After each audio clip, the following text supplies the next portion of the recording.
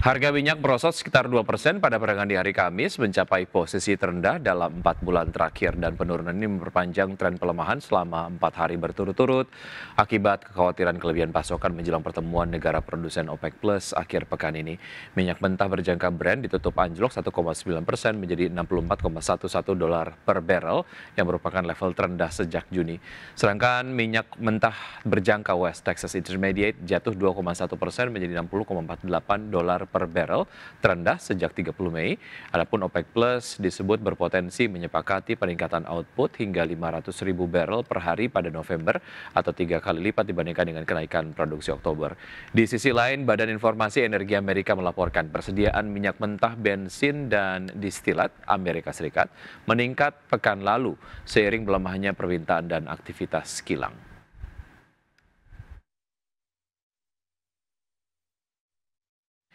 Dari pergerakan bursa global, pemirsa bursa Wall Street kompak berakhir di level rekor pada perdagangan di hari Kamis dipimpin rally saham teknologi, namun investor tetap berhati-hati mencermati data pasar tenaga kerja sektor swasta di tengah berlanjutnya penutupan pemerintahan Amerika Serikat untuk hari kedua.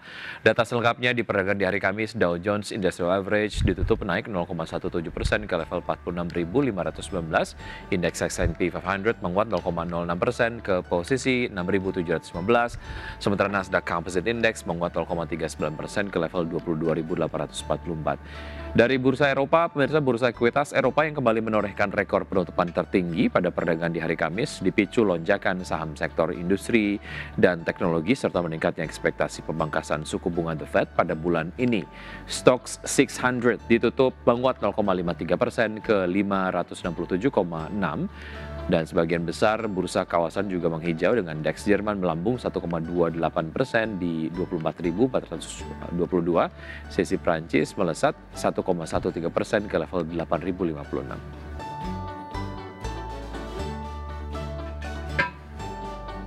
Lembaga konsultan Challenger Gray and Christmas menyebut pasar tenaga kerja Amerika Serikat saat ini dalam fase stagnasi.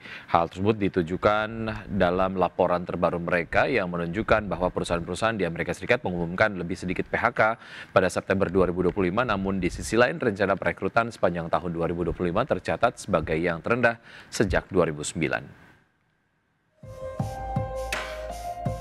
Perusahaan-perusahaan di Amerika Serikat mengumumkan lebih sedikit pemutusan hubungan kerja pada September 2025, namun rencana perekrutan sepanjang tahun ini tercatat sebagai yang terendah sejak 2009.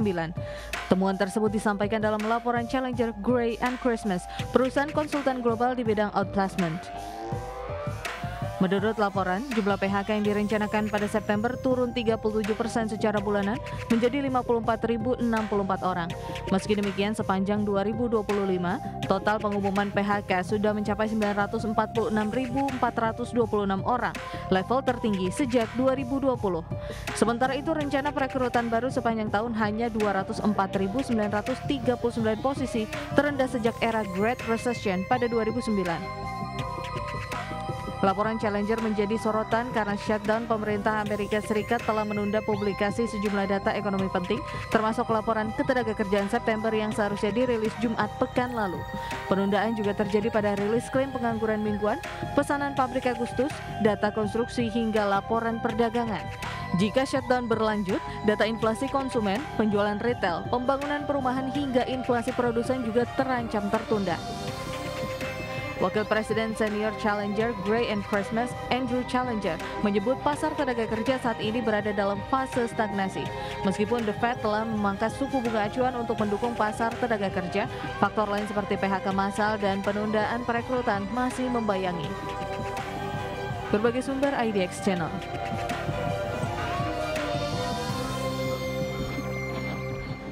Untuk berbincang pagi hari ini kita sudah terhubung bersama Bapak Henry Widiantoro, Equity Research Analyst RDK Elite Sekuritas. Selamat pagi Pak Henry. Pagi Mas Wiki. Baik, terima kasih sudah bergabung sama kami Pak Henry. Semoga kita sehat selalu Pak. Amin, amin. Baik, bicara mengenai government shutdown yang mulai terjadi di hari Rabu pekan ini, sebetulnya bagaimana findings Anda Pak Henry? Apakah pasar cenderung cemas terkait dengan data-data yang seharusnya dirilis, tapi karena government shutdown, data yang seharusnya dirilis tapi ditunda begitu? Bagaimana Anda menemukan hal-hal terkait dengan government shutdown di Amerika Serikat? Baik ya Mas ya. Kalau saya lihat efek dari government shutdown yang terjadi pada Rabu kemarin ya, sebenarnya kalau kita lihat ke market, emerging market seperti Indonesia harusnya ini jadi sentimen yang positif ya. Kita ada potensi untuk mengalami capital inflow sebenarnya, capital inflow dari advanced market seperti US. Dan kita juga melihat bahwasannya ketika terjadi government shutdown di US, currency rupiah juga mengalami penguatan rally 4 atau 5 hari terakhir ini ya.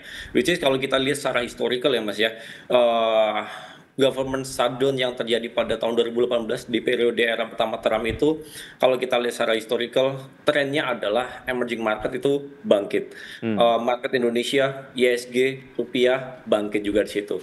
Nah, hal itu tidak lepas dari apa? Tidak lepas dari capital inflow yang terjadi ke Indonesia akibat adanya government shutdown, akibat adanya ketidakpastian yang ada di US itu sendiri, Mas.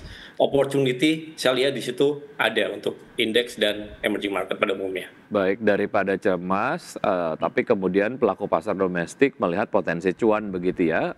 Ketika ada ketidakpastian di Amerika Serikat, ada satu komoditas yang dijadikan safe haven, salah satunya adalah emas yang mendekati rekor tertinggi begitu. Dampaknya terhadap emiten emas. Kita langsung spesifik menarik garis merah ke emiten berbasis produsen emas di dalam negeri.